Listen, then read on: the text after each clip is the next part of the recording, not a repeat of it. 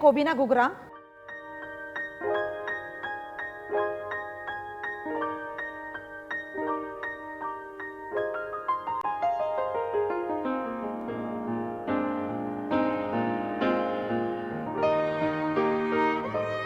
જય Jinendra, welcome to Sanjeev Kapoor ખજાનો. હું છું અમીષા.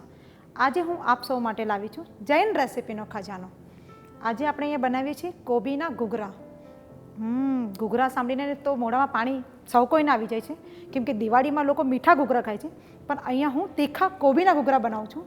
કેમ કે વેકેશનનો ટાઈમ છે, ઘરમાં મહેમાનોની અવરજવર તો રહે જ છે, બાળકો પણ સૌ કોઈના ઘરમાં હોય છે. એમાં સાંજ પડે એટલે બધાને ભૂખ લાગે, અને એમાં બી લોકોને નવું નવું વેરિએશન તો જોઈતું જ હોય છે. તો આજે આપણે અહીંયા બનાવીએ કોબીના ઘૂઘરા. ચાલો, કોબીના ઘૂઘરા બનાવવા માટે સામગ્રીમાં આપણને લાગશે, ઘૂઘરા બનાવવા માટે આપણને લાગશે બારીક કાપેલી કોબી, બારીક કાપેલા લીલા મરચાં, બારીક સુધારેલી કોથમીર, મીઠું, ગરમ મસાલો, લાલ મરચું પાવડર, સાકર, લીંબુનો રસ, લોટ બાંધવા માટે મેંદો, ઘઉંનો લોટ, કોબીના ઘૂઘરા વાળવા માટે દૂધ, તળવા માટે તેલ, ઘૂઘરા સાથે ખાવા માટે કેચઅપ. હવે આપણે એક બાઉલમાં કોબીમાં મસાલો મિક્સ કરીને નાખી દઈએ, તાકી કોબી સોફ્ટ થઈ જાય. એની અંદર આપણે સોલ્ટ નાખશું, બારીક કાપેલા લીલા મરચાં, ગરમ મસાલો, લાલ મરચું પાવડર,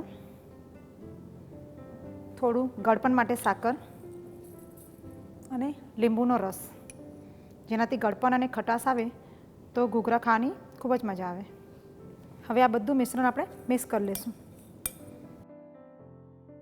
આ કોબીના મસાલા સાથે મિશ્રણને 5 મિનિટ સુધી રહેવા દેશું, તાકી ઘૂઘરા સારી રીતે વળે. હવે ઘૂઘરા વણવા માટે જે લોટ બાંધવાનો છે એની આપણે તૈયારી કરી લઈએ.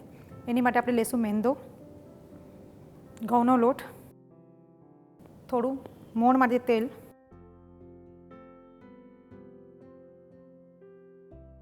હવે પાણી નાખીને આપણે લોટ બાંધી લઈશું. હવે આપણે એને થોડું પાછું તેલ નાખીને લોટને ફિનિશિંગ સરસ આપી દઈશું. આ રીતે સોફ્ટ લોટ બાંધી લઈશું, બહુ કડક પણ નહીં અને બહુ સોફ્ટ પણ નહીં. હવે પહેલાં આપણે ઘૂઘરા બનાવવા માટે પૂરી વણી લઈશું. આ સાઈઝના આપણે 5-6 ગોળના બનાવી લીધા છે. આપણા પૂરીના ગોળના પણ તૈયાર થઈ ગયા છે. કોબી પણ આપણે મસાલામાં મિક્સ કરવા મૂકી દીધી છે. બીજી બાજુ આપણે તેલ પણ ગરમ કરવા માટે મૂકી દીધું છે. હવે આપણે આ જે પૂરી છે એ વણી લેશું.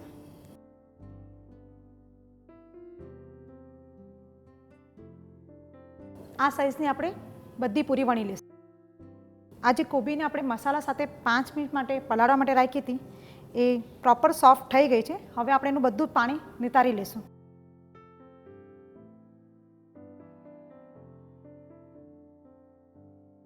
હવે આપણે આની અંદર કોથમીર નાખશું, તાકી કોથમીરની ફ્લેવર સરસ મજાની આવે, અને એને પ્રોપર મિક્સ કરી લઈશું. આ આપણો ઘૂઘરાનો મસાલો તૈયાર થઈ ગયો છે. હવે આપણી ઘૂઘરાની પૂરી પણ વણાઈ ગઈ છે. એની અંદર આપણે આ સ્ટફિંગ જે કોબીનું તૈયાર છે એ ભરી લઈશું. દૂધ લગાવીને એને ફોલ્ડ કરી લઈશું, તાકી આ ઘૂઘરા જ્યારે તળવા લે ત્યારે એ ખુલે નહીં.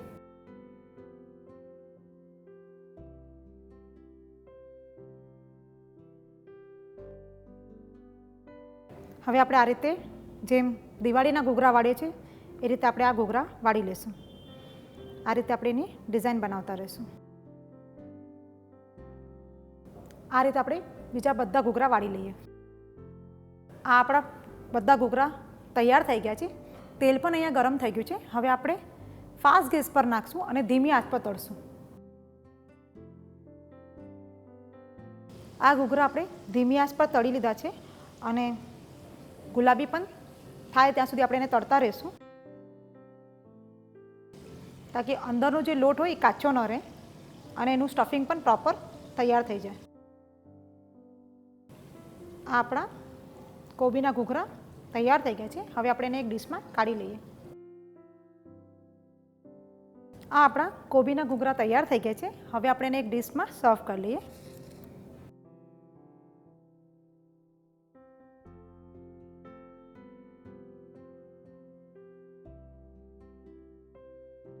ને હવે આપણે આ જે કટિંગ કરેલા ઘૂઘરા છે આપણે એની પર થોડું કેચઅપથી સરસ ડેકોરેશન કરી લઈએ. આ આપણા જૈન કોબીના ઘૂઘરા તૈયાર થઈ ગયા છે. રજાઓનો સમય છે, ઘરમાં મહેમાનોની અવરજવર વધેલી છે, તો આવું કંઈક સરસ મજાનું ફરસાણ બનાવીએ તો મહેમાનો પણ ખુશ અને તમારા ઘરના લોકો પણ ખુશ. તો મેં તો બનાવ્યા છે, ખૂબ જ ટેસ્ટી છે. તમે પણ ઘરમાં બનાવો.